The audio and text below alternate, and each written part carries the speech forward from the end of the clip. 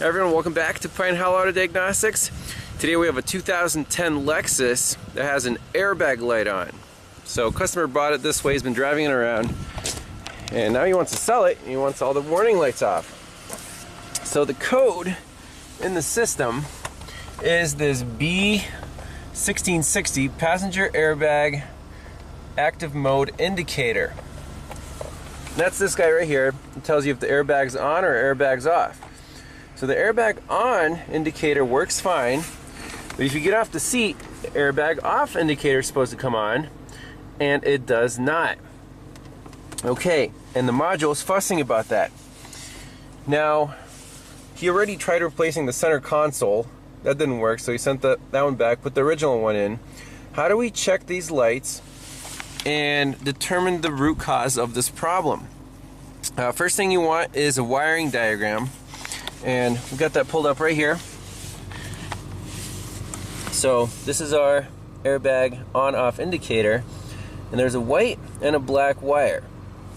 So circuit description isn't really helpful. We just have to poke around and see what these wires do. So remember, white and black wires. So I pulled off the little console here, found the white and black wires. So let's measure the voltage on them. On the black wire, we have battery voltage with the key on. Now, this indicator's on right now, the airbag on. The white wire right now is around 200 millivolts. Now, if we get off the seat, that voltage goes back up to battery voltage and we have no indicators. So just by the voltage measurement on each wire, I say the white wire controls the airbag on indicator, and that works fine. So whenever the airbag module pulls it down, current runs through the little light and it lights up. Now for the airbag off, it seems like we're always stuck at battery voltage. That's the black wire, and even if I sit in the seat, airbag on indicator will come on. So what's a bypass test? How do we check this light bulb really easily and safely? Time for the test light. So the test light's also hooked to ground. I got it hooked up to the cigarette lighter. So this will pull down. I'm going to touch it to the pin and look what happens to our light. There it is. So that pin indeed controls the airbag off indicator, and the voltage drops to, something low, 260 millivolts. Take the test light off, it goes back up to 14, our light goes off. So the problem here is the airbag module cannot pull that wire down. So it seems like there's an open wire somewhere in this circuit. We need to get to the airbag module and do the same check right there, and then either call the module itself or a wiring problem. So the hard part is going to be finding the airbag module. So the airbag module is hiding right down here. You can see the yellow connector. And the owner said that there was some water intrusion in this car at some point. He had to replace some modules under the seat. And there are definitely some white crusties on that module. So I think we're going in the right direction. Alright, finally found this pin right here, pin 17 on connector A. It's the black wire coming from our little light, and for some reason connector A is in the middle of the module, so that was kind of misleading. But let's see if that module or if that light comes on when we ground this lead with a test light. So look at the on indicator. Yep, sure enough. So our wiring integrity all the way to the module is good, but the module is fussing about the indicator. So considering there's water intrusion, we can pop that connector off, obviously turn the car off, let it go to sleep so we don't upset anything.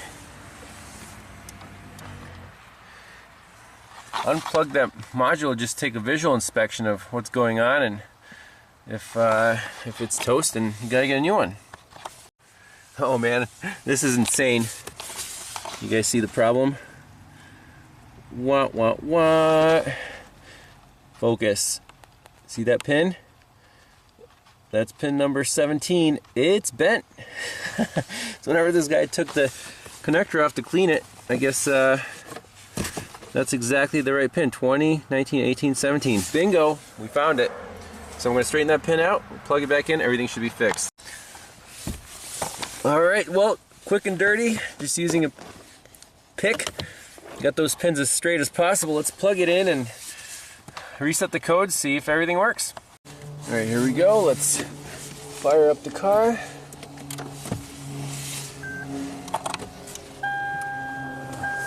I guess it's on. Is it on? Yeah. What do I need to do to start this thing? I guess it's on now. Okay. So let's get in here. Clear the codes out.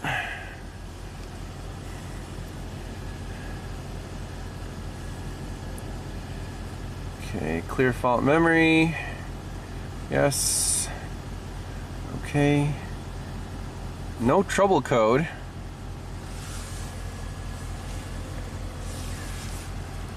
Let's get out. Read fault code again. Oh no. Now we got 2 codes, so let's reseat that connector again. Well, even though we straightened the pin, the problem is still there, the code is still there. Now I'm checking just the front side of the connector. And if we ground that wire, our little light comes on. So there's nothing wrong with the wiring. The pin is straight. It's all clean. Tension's good. Maybe that bent pin just, I don't know, broke off inside the module. That's a shame. In this case, some parts may be required. A little bonus footage. We got the module part. Yeah, there's some stuff in here. The board doesn't look too bad, but those pins, so it's going to be this connector, second row, 4th pin. That's the computer's fussing about that. There's definitely some water intrusion, so we can clean around the pins, try to reflow the solder and plug it back in, see what happens. So I reflowed the solder on these 4 pins here. That's the one that we're worried about. So we'll plug it in. If it doesn't work, it's getting an eBay module.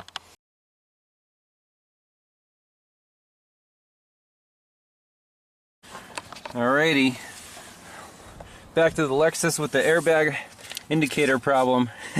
We got a replacement module. Make sure all the pins are straight and nice.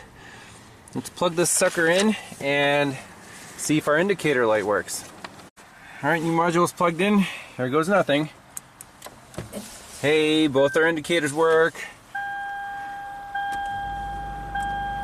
Sweet. No more airbag light, victory. That was it. That's junk. Well, thanks a lot for watching. We'll see you next time. Bye-bye.